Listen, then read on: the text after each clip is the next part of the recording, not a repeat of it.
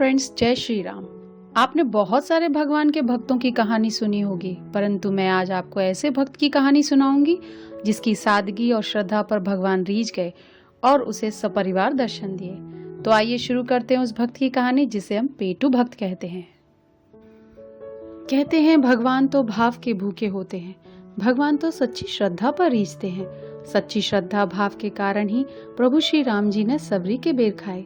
श्री कृष्ण ने दुर्योधन के महल का सुख त्याग कर विदुर जी के घर साग रोटी खाई। तो ऐसे ही भोले भक्त का प्रसंग मैं यहाँ पर सुनाने जा रही हूँ, जहाँ श्री राम को और सीता जी को भोग लगाने के साथ साथ स्वयं भी भोग बनाना पड़ा। आइए कहानी शुरू करते हैं। एक बार की बात है, एक लड़का था। वह सारा दिन कोई काम धंधा नहीं करता था, बस खाता पीता रहता था और सो जाता था। सारा दिन घर पर निठल्ला पड़ा रहता था। एक दिन घर वालों ने उसे घर से निकाल दिया, कहा कि कुछ काम धंधा करो, नहीं तो यहाँ पर मत आओ। अब बेचारा परेशान कि क्या करूं, कहाँ जाऊं, सबसे बड़ी परेशानी क्या खाऊं। रास्ते में उसे एक संत जी मिले। संत तो स्वभाव से ही दयालु होते हैं। लड़के ने अपनी व्यथा उनको सुनाई। संत जी बोले, अयोध्या जी चलो, राम जी ही तुम्हारा बेड़ा पार लगा देंगे। अब जैसे तैसे अयोध्या जी पहुंच गया। अब सोचे क्या करूं, कहाँ रहूं। वहां एक मंदिर के बाहर एक साधु बैठे हुए थे। साधु को देखकर सोचने लगा कि साधु महाराज तो बहुत हट्टे खट्टे हैं, खूब खाना खाते होंगे। उसी समय साधु महाराज के 4-5 शिष्य भी वहां पर आ गए। वह भी बहुत हट्टे खट्टे थे। उसने मन में निश्चय कर लिया कि इनका शिष्य बन जाता हूँ, खूब खाना खाने को मिलेगा। वह साधु महाराज के पास गया और कहने लगा कि मुझे अपना शिष्य बना लो। साधु महाराज कहने लगे कि बन जाओ। वह लड़का कहने लगा कि महाराज मुझे करना क्या होगा। वह कहने लगे कि मंदिर में छोटे मोटे काम कर देना और मैं तुम्हें नाम दीक्षा दे दूंगा, प्रभु का नाम जपना। लड़का बोला, वो तो ठीक है महाराज, लेकिन मुझे खाने को क्या मिलेगा। उस पेटू का तो हर समय ध्यान खाने पर ही रहता था। साधु महाराज कहने लगे कि 2 बार आप भोजन कर लेना दिन में। लड़का कहने लगा कि महाराज मुझे तो ज्यादा भूख लगती है, क्या मैं 4 बार भोजन कर सकता हूँ। साधु महाराज बोले, बेटा ठीक है, 4 बार खा लेना। साधु महाराज ने उसे नाम दीक्षा दी। इसकी तो मौज हो गई, बैठे बिठाए खाना मिलने लगा। लेकिन कुछ दिन बाद जब वो सोकर उठा एक दिन, तो क्या देखता है कि सारे चूल्हे ठंडे पड़े हैं। गुरुजी से पूछने लगा कि आज खाना नहीं बनेगा। गुरुजी ने कहा कि हम सबका एकादशी का व्रत है, हम सब तो निराहार रहेंगे।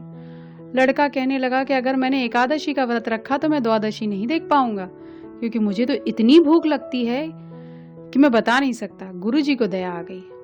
वो बोले, यहाँ तो चूल्हा नहीं जलेगा, तू ऐसा कर, भंडारे से राशन ले ले और सरजू नदी के किनारे जाकर खाना बना लेना और खा लेना। गुरुजी ने चलते समय कहा कि खाना बनाकर राम जी को भोग जरूर लगा देना। अब सरजू नदी के किनारे जाकर उसने भोजन बनाया। खाने से पहले उसे गुरुजी की बात याद आ गई कि भोजन से पहले राम जी को भोग लगा देना। भोजन थाली में डाला और राम जी को पुकारने लगा, राम जी आओ, मेरी रोटी का भोग लगाओ और सरजू का पानी पियो। लेकिन राम जी तो आए नहीं। अब पेटू ने तो कभी देखा ही नहीं था कि मंदिर में राम जी को भोग कैसे लगाया जाता था। वह सोच रहा था कि राम जी को वैसे ही भोग लगाएंगे जैसे हम लोग भोजन करते हैं। राम जी नहीं आए तो थोड़ा परेशान हो गया। कहने लगा कि आप इसलिए नहीं आ रहे हैं क्योंकि मंदिर में आपको कई तरह के भोग लगते हैं। मेरी रूखी सूखी रोटी के कारण आप नहीं आ रहे हैं ना। लेकिन मैं आपको बता दूं, मंदिर में आज आपको भोजन नहीं मिलेगा, क्योंकि आज तो एकादशी व्रत है। आज भोजन नहीं बनेगा, आप भूखे ही रह जाओगे। वह फिर से राम जी को पुकारने लगा, राजा राम आइए, प्रभु श्री राम आइए, मेरे भोजन का भोग लगाइए। राम जी उसके भोलेपन से प्रसन्न हुए और सीता जी के साथ उसे दर्शन दिए। वह पूछने लगा, प्रभु मैंने तो आपको भोग के लिए बुलाया था, यह आप किसको अपने साथ लेकर आए हैं। राम जी कहने लगे, ये मेरी अर्धांगिनी सीता जी हैं। अब वो सोचने लगा खाना तो कम पड़ जाएगा, एक को बुलाया तो आए 2। बोला चलो ठीक है। अब उसने राम जी और सीता जी को दोनों को भोग लगाया। अगली एकादशी आई तो बोला, गुरुजी इस बार ज्यादा राशन दे देना, क्योंकि वहां ज्यादा लोग भगवान भोग लगाने आते हैं। गुरुजी ने सोचा शायद इसको ज्यादा भूख लगती होगी, इसलिए यह ऐसा बोल रहा है। गुरुजी ने उसे ज्यादा राशन देने की अनुमति दे दी। इस बार भोजन बनाने के बाद वह पेटू भक्त पुकारने लगा, राजा राम आइए, सीता राम आइए, मेरे भोजन का भोग लगाइए। इस बार साथ में लक्ष्मण जी भी आ गए।